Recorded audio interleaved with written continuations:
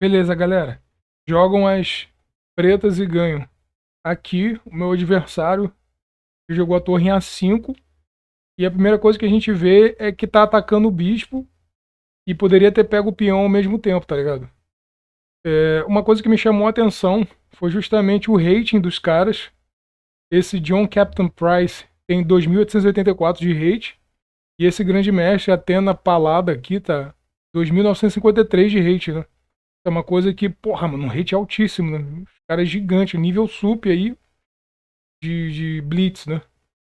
E aí acontece, a primeira coisa que você tem como reação é você tentar se defender, tá ligado? Quando alguém te agride, alguém te ataca, alguém quer te bater com alguma coisa, você tenta se defender.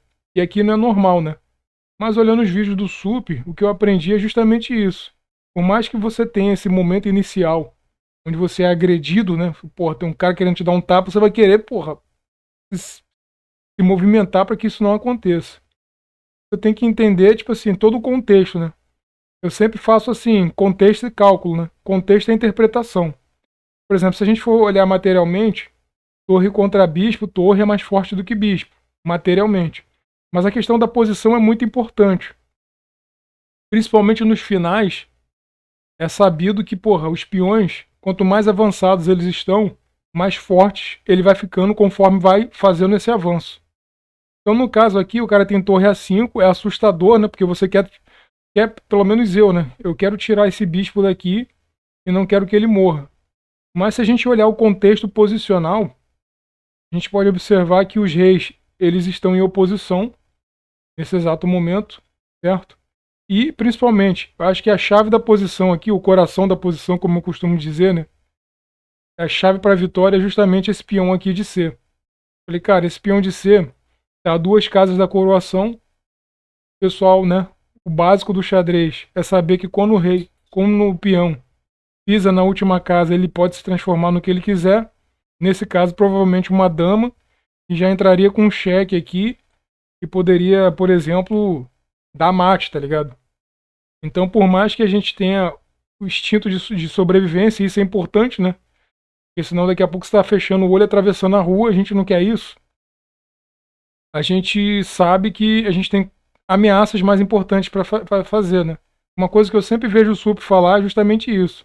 Toda vez que seu adversário faz uma ameaça grave, faça uma ameaça mais grave ainda, né? Como diria o Pablo Marçal, para quem ama e para quem odeia, ele sempre falava assim, ó, para você quebrar um doido, seja um doido e meio, tá ligado? Sempre que você tá normal, o cara vem com a maluquice, arranja uma maluquice um pouco maior que a dele, que ele estanca, ele para, ele sai correndo. De certa forma, isso é verdade, sei lá. Aqui no xadrez, pelo menos sim. Então o que acontece? O cara agrediu o bispo, mas você tem uma coisa melhor para fazer, que é justamente o avanço desse peão. Outra coisa também, antes de fazer a jogada, né, interpretação e cálculo, né? Ou CC, contexto, cálculo. Eu tô dividindo aqui meu pensamento de minha tomada de decisão nessa posição específica com vocês. É justamente essa questão do posicionamento e de você devolver uma agressão com outra pior, tá ligado? É como se o cara tá te ameaçando dar um tapa, você fecha a mão pra dar um soco nele, tá ligado? E aqui, o que eu ia dizer é que o Miguel Illescas Córdoba, né, que é um grande mestre espanhol, que ele é muito forte. Eu fiz o curso dele também, e ele sempre falava uma questão que é a seguinte: é, procure pelos lances forçados. Sempre numa posição onde você sente, né? Você tem um feeling, né? Como diria o Kasparov. E tem algo acontecendo ali que talvez você ainda não esteja enxergando. É você, para encontrar esse lance, você procura pelo lance forçado. Por exemplo, aqui, ó. Eu quero chegar com o meu rei e coroar o meu peão, tá ligado? O meu rei tá muito próximo, então o rei ajuda. O rei no final virou operário, que ele trabalha muito, né? Ou pelo menos deveria, porque esse é o correto. E aí, quais são os lances forçados? E aí, o lance que eu consegui enxergar foi o C2.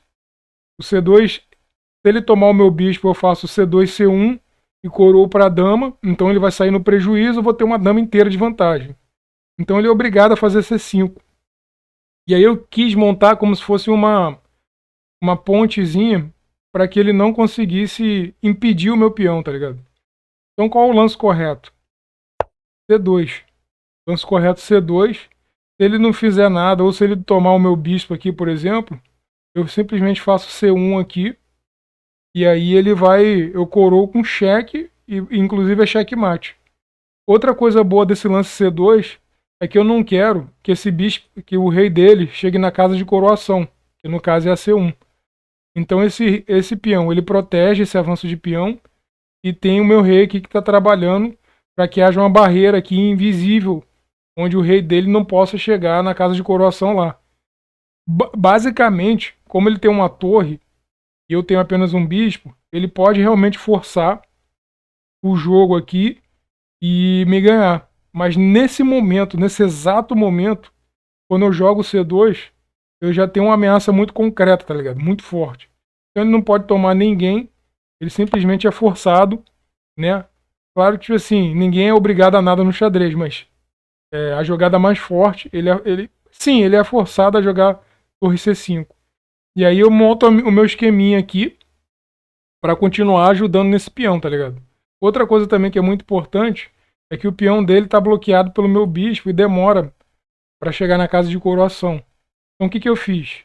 Já que eu joguei o meu peão aí, eu poderia ter defendido de outra forma, por exemplo, colocando o bispo aqui. Mas aí, além de ficar muito passivo, isso não me ajuda muito. Passividade é uma desgraça, tanto no poker, quanto no xadrez, quanto na vida. Você não quer ser o agente da passiva, o paciente, o cara que aguarda. Você quer ser o agressor, tá ligado? O agressor da mão no poker. É aquele cara que tem as reis, uma trinca, um full house, um flush. É o cara que tá agredindo, ele tá dando porrada na cara do cara. Entendeu? É tipo igual no boxe. Não tem um cara que bate, tem um cara que fica só apanhando. Você quer ser o cara que bate, cara.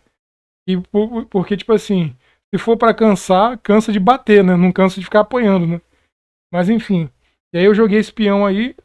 Aí o procedimento meu foi rei D3, que é um lance lógico e natural, depois de todo esse contexto, que é justamente segurar o meu peão. E aí o que acontece? Ele não tem um lance útil, cara.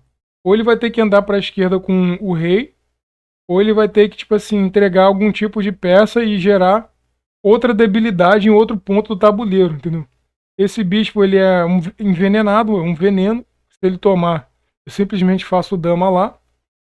E aí ele não tem meio que o que fazer, cara, porque ele não tem lance de peão útil aqui, tá ligado? Se ele ficar aguardando aqui, se ele ficar aguardando, a minha ideia é fazer bispo C4, aí ele vai ter que sacrificar, possivelmente eu tomo, só que aí eu chego na próxima e vou coroar. E aí essa corrida do peão dele aqui, ó, demora muito. O meu peão vai coroar e vai comer o peão dele em algum momento. Vai chegar aqui muito mais rápido, por exemplo. E aí por isso que esse cara aqui, de um rate 2.884, ele já sacrificou logo. Eu tomei.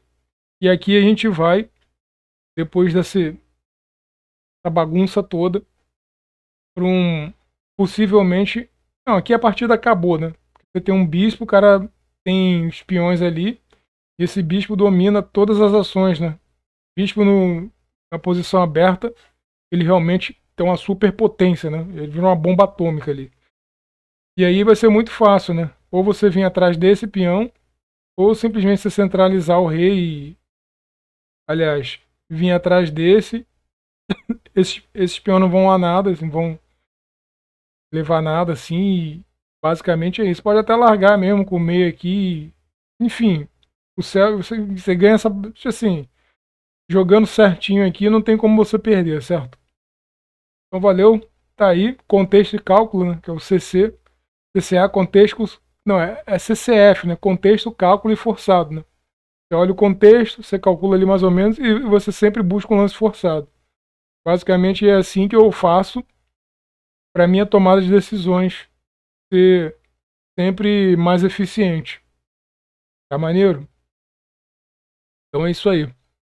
Rate é 2257, né? Ok. Valeu, tamo junto, galera. Mais dica aí de tática de xadrez. Valeu.